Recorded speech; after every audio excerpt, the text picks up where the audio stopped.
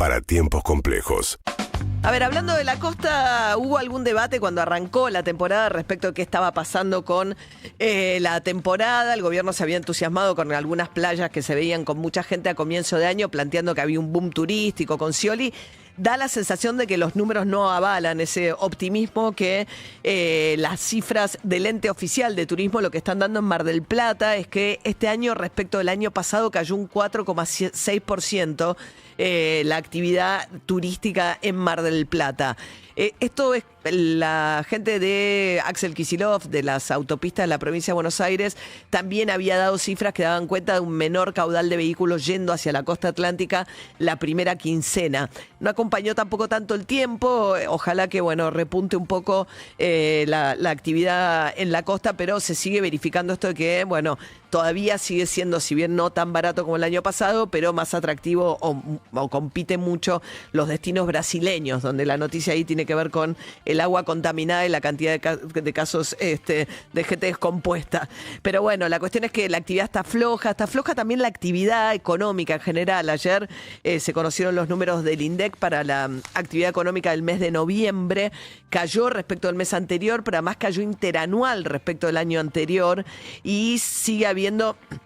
una situación en la que está muy frágil lo que tiene que ver con la actividad económica, sobre todo vinculada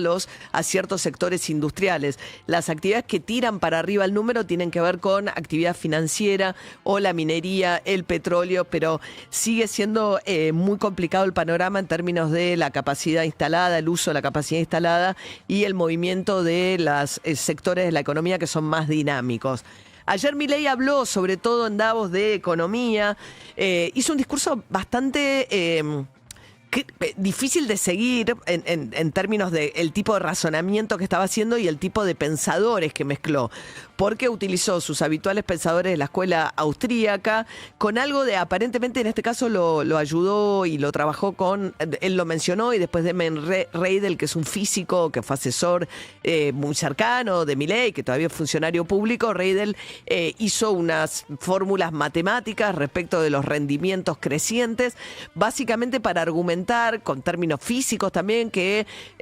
lo que tiene que hacer el Estado es no intervenir en la economía para que la economía prospere. Y después Milei le dio una vuelta más a esto, lo que planteó es que esto no es incompatible con resultados más éticos y más justos. Entonces, a partir de ahí fue que lo que hace Milei es decir que Maquiavelo ha muerto y busca una especie de gancho en su inicio del discurso. ¿Lo tenés, Leo? Empezaba así el discurso un poco desconcertante que tuvo Milei ayer en Davos. Estoy aquí frente a ustedes para decirles de modo categórico que Maquiavelo ha muerto. Durante años se nos deformó el pensamiento presentándonos un falso dilema al diseñar políticas públicas donde se debía optar entre la eficiencia política en contraposición al respeto de los valores éticos y morales de Occidente. Tal como señala el profesor Jesús Huerta de Soto, desde dicho punto de vista, la eficiencia no es compatible con diversos esquemas de equidad o justicia, sino que surge única y exclusivamente de uno de ellos, el cual se basa en el respeto de la propiedad privada y la función empresarial.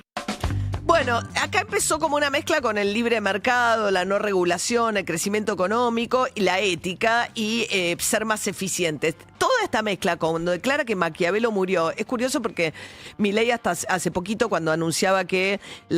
a través de un proyecto, las universidades de La Plata y la UNSAM, entre otras, finalmente Argentina va a tener una participación en el lanzamiento de una misión de lo que es la preparatoria para la vuelta de la NASA a la Luna. En ese contexto él había dicho que esto es porque hay que invertir en ese tipo de ciencia y no en sociólogos y politólogos. Pero arrancó hablando de Maquiavelo, cuyo libro El Príncipe es una de las obras más leídas en la ciencia política, es un clásico en la ciencia política, retrotrayéndose al 1500, aparentemente atribuyéndole a Maquiavelo una frase que equivocadamente se le atribuye, que es haber dicho que el fin justifica los medios. Maquiavelo en Florencia, Italia, trabajó como asesor, como canciller y termina siendo, después que mira y observa el poder de primera mano, se pone a escribir, es escritor además, termina escribiendo esta obra que se llama El Príncipe, en la que dice básicamente que muchas veces el príncipe, no básicamente, entre otras cosas, que el príncipe a veces tiene que ser más amado que temido, y habla cuenta con mucha, digamos, con mucha crudeza lo que es el ejercicio real del poder. Pero nunca dice lo que parece atribuirle Milei cuando dice murió Maquiavelo porque sus teorías no son ciertas, porque es mentira que el fin justifica los medios, que tenés que usar fines malos para poder obtener buenos resultados, porque esas cosas en realidad pueden ir de la mano. Bueno, eso es más o menos lo que termina diciendo Milei, diciendo básicamente que no hay que regular absolutamente nada. De hecho, la inteligencia artificial le preguntaron a Sturzenegger, que formaba parte de la comitiva de Milei, y él dijo, no, para nada, no nos queremos meter para nada en regular absolutamente nada. Curiosamente, justo antes de Milei se había plantado en el escenario Donald Trump con un discurso que, con relación al libre comercio, que fue la otra encendida defensa que hizo Milei, la no regulación y la menor intervención posible del Estado, Trump dijo todo lo contrario, contó sus intervenciones para terminar con el libre comercio, porque decía que lo perjudican, que por eso subía aranceles, y además anunció ahí que iba a acompañar un proyecto de ley que se está discutiendo en el Congreso norteamericano para establecerle una tasa máxima de interés que pueden cobrar la tarjeta de crédito a los norteamericanos, cosa que los bancos han dicho que sería ruinoso para el sistema bancario norteamericano. Bueno, Trump dijo, no, yo estoy muy de acuerdo con establecerle un tope a las tasas de interés que cobran los bancos en las tarjetas de crédito y que no pueda ser más que el 10%. Con lo cual, quien lo había precedido, que es su gran aliado político y geopolítico en el día de hoy, o Milei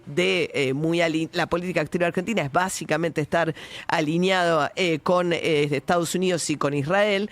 había dicho sobre cuestiones muy sustanciales que tienen que ver con lo que se discute en Davos respecto de libre comercio, proteccionismo, intervención o no del Estado. Había sido totalmente contrapuesta la postura en muchas de estas cuestiones, filosóficamente, si se quiere, lo que planteó Trump de lo que vino a decir después Javier Milei ahí en Davos. Pero bueno, libre comercio, no intervención del Estado. Y mató a Maquiavelo con la escuela austríaca. Después terminó hablando de los clásicos griegos. Una cosa bastante críptica, si se quiere, con algo de física y fórmulas matemáticas, bastante críptico el discurso de Milei ayer en Davos. No agresivo con relación a lo que había sido el año pasado, cuando dijo que finalmente la diversidad la diversidad sexual y las cuestiones de género terminan siendo pedófilos, una barbaridad. Antes había sido tremendamente agresivo con la propia audiencia, diciéndole que estaban todos tomados, intoxicados y que no se daban cuenta. Esta vez no tuvo agresión el discurso, era como más encerrado en un razonamiento que era más difícil de seguir usando. Muchos de estos Huerta de Soto en español son como medio marginales dentro del mundo académicos, esos que Milei cita en sus discursos. El discurso de Trump fue un discurso más nítido en términos de qué quiso decir. Trump dijo que trató de ser más amable con Europa. Por un lado le dijo, bueno, están en decadencia, no están bien, pero yo los quiero ayudar. Lo que hizo fue bajar el nivel de belicosidad que había tenido en la previa de llegar a Davos. Había dicho a Groenlandia me la van a dar por las buenas o por las malas. Y la primera señal importante, porque los mercados se estaban empezando a poner muy inquietos respecto de dónde terminaba esto, entre otras cuestiones porque a los países que habían movilizado de la OTAN tropas a Groenlandia para decirle a Trump no es cierto que es una isla que está abandonada, nosotros la estamos cuidando, Trump les había dicho les voy a poner aranceles, y eran Alemania, Francia y demás. Frente a esa posibilidad había habido 2 días muy malos o de mucha inquietud también en el mundo de las acciones en Estados Unidos y demás, el mundo financiero. La cuestión es que ayer Trump dio una señal más de calma. Primero dijo, no voy a tomar Groenlandia por la fuerza. Y después el titular de la OTAN tuvo una reunión reservada con Trump y Trump sacó una declaración en su cuenta, en su red social, Truth, diciendo que llegaron a un acuerdo marco. No explicó qué, dijo que no podía dar detalles todavía, pero dando a entender que habían tenido por lo menos un principio de entendimiento. Hay que ver cuál es, porque mientras estaba hablando en su discurso, Trump dijo, no me den un alquiler con opción a compra, un leasing, como se compran los autos en Estados Unidos, porque no me interesa, porque solo me van a creer que voy a defender realmente Groenlandia de los rusos y los chinos, que es la amenaza que dice Trump que tiene, en caso de que sea mío realmente. No me den un leasing, yo lo quiero comprar. Acaban de decir los Dinamarca, que es el país que tiene como la jurisdicción sobre Groenlandia, que este acuerdo de ninguna manera compromete la soberanía. No sabemos, pero hay una conversación en marcha, hay una situación todavía de tensión de Trump con Europa. básicamente diciéndole son unos desagradecidos. La visión de Trump es, Estados Unidos salvó a Europa en la Segunda Guerra Mundial, les dijo además, de no ser por Estados Unidos, hoy serían todos alemanes y japoneses, o sea que de no haber sido por la intervención de Estados Unidos, los aliados hubiesen perdido la guerra contra el eje. Entonces dice, gracias a nosotros, hoy Europa no son todos alemanes y japoneses, por un lado. Después le dijo, en la Segunda Guerra Mundial, dice, cuando la Alemania nazi había conquistado Dinamarca y Dinamarca se empieza a preocupar por Groenlandia, pues van a ir para ahí, vino el embajador de aquel momento de Dinamarca en Estados Unidos y le pidió ayuda a Estados Unidos. Y dice, nosotros en aquel momento desplegamos tropas norteamericanas en Groenlandia y resulta que nos fuimos sin pedir nada a cambio. Qué estúpidos que fuimos, nos tendríamos que haber quedado en Groenlandia, se los devolvimos por nada. Entonces Trump ahí dijo, bueno, la verdad es que además nosotros venimos desde la Segunda Guerra Mundial en adelante haciendo todos los gastos militares de la OTAN, ustedes se ahorraron un montón de plata porque recién ahora los obligué a participar en el financiamiento de lo que es toda la estructura militar de la OTAN y empezaron a poner, antes era el 2, y dice que ni siquiera lo pagaban, el 5% del PBI en inversiones de cuestiones militares, dice, yo se los estoy pidiendo por las buenas. La verdad es que dada la historia de esta alianza, me lo deberían dar y deberían ser agradecidos. Si no me los dan, bueno, pero bajó el tono amenazante, aunque le habló de esta manera como muy despreciativa respecto de lo que es Europa y con una mirada muy de que Estados Unidos le salvó la vida, los mantuvo desde entonces y que correspondería que ahora Europa le sea agradecido y le dé a Estados Unidos lo que Estados Unidos está pidiendo, que en este caso es Groenlandia. Y luego, bueno, ya les contamos esta mañana, terminado este discurso de Trump en Davos, lo que hizo fue reunirse y aprovechar que estaban algunos de los presidentes que habían aceptado su invitación a crear un Consejo de Paz y los convocó a esta firma. Está Milei en primera fila. Argentina es de las poquísimas democracias que se sumaron a esta iniciativa de Trump. Son 60 y pico de países los que recibieron la invitación. La mayoría son países de Europa autoritarios, autocracias, caso de Turquía, por ejemplo, Hungría, Israel se sumó también a la invitación, muchas de las autocracias de los países petroleros de Medio Oriente, esos son los que están acompañando esta iniciativa de Trump. Ninguna de las democracias importantes europeas, tampoco Canadá, que Canadá se siente muy ofendido porque Estados Unidos le está diciendo básicamente que no debería existir como país, que además viven subsidiada su defensa porque Estados Unidos, para hacer esa especie de domo protector que quiere hacer, que plantea Trump, que recubra también Groenlandia, bueno, eso cubre necesariamente el territorio de Canadá. Entonces, como que les dice, ustedes se llevan de arriba la defensa por la que no pagan, y se enojó porque el primer ministro canadiense había sido bastante crítico, había dicho, che, tenemos que levantar la cabeza, somos los países medianos, que si no estamos en la mesa de discusión somos parte del menú, como diciendo, nos comen si no nos juntamos. Trump dijo, lo escuché, no me gustó, pero la idea de que también le paga la defensa a Canadá. Bueno, Canadá no está hoy en el Consejo de Paz, no está ninguna de las, no está Brasil, no hay ninguno de los países importantes. En principio, por ahí porque no están en Davos, Brasil igual no dijo que se vaya a sumar, algunos de los países recibieron la invitación y no contestaron todavía, pero es bastante desconcertante, pues se trata de un Consejo de Paz, dado que el premio Nobel no se lo dieron los noruegos y todavía lleva la ofensa a Trump, y como dice que Naciones Unidas no sirve para imponer la paz en el mundo y que él solucionó tantos conflictos en tan poco tiempo, crea su propio Consejo de Paz a invitación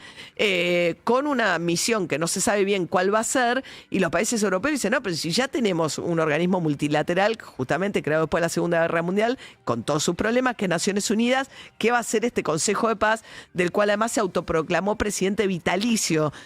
Donald Trump? Así que es bastante desconcertante qué es lo que pretende con este Consejo, que inicialmente iba a estar involucrado en la reconstrucción de Gaza, después dijo que no, pero bueno, la política exterior argentina es básicamente seguir los impulsos de Trump, y ahí está Milei, una de las poquísimas democracias que hasta hoy integran el Consejo de Paz que está lanzando Trump.